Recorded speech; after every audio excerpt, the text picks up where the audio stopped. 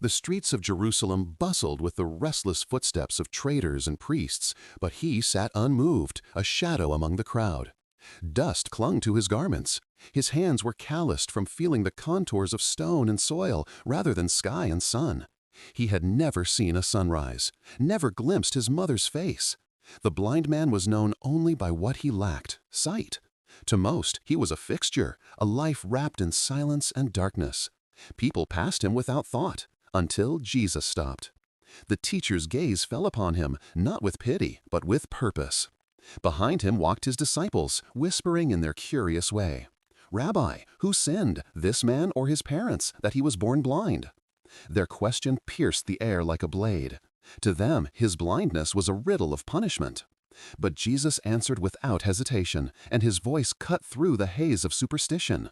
"Neither this man nor his parents sinned," Jesus said. "This happened so that the works of God might be displayed in him." He turned to the man, whose face tilted slightly as if he sensed something new had entered his orbit. "As long as it is day, we must do the works of him who sent me.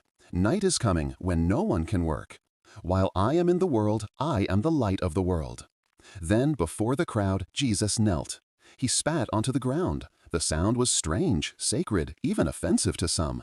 With his fingers, he mixed saliva with earth, divine breath with the dust of creation, forming a paste. The blind man flinched at the sudden touch, but did not resist. Mud, cold, wet, living mud pressed gently over his eyes. Jesus leaned in, his voice firm yet tender. "Go, wash in the pool of Siloam." And then he was gone. The man rose blindly, guided by faith alone.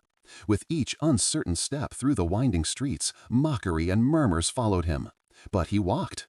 He reached the water, Siloam, the pool of the scent. Kneeling, he plunged his face into its cool depths. And the world shattered into light. For the first time, he saw water, stones, and sky.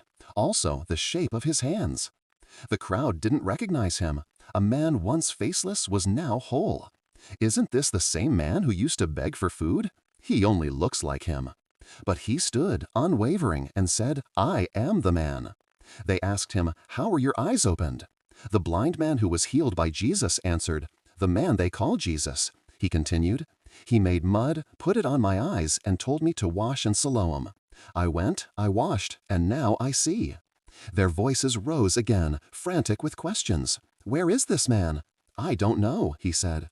But his eyes, now alive with light, searched the crowd, not for answers, but for Jesus.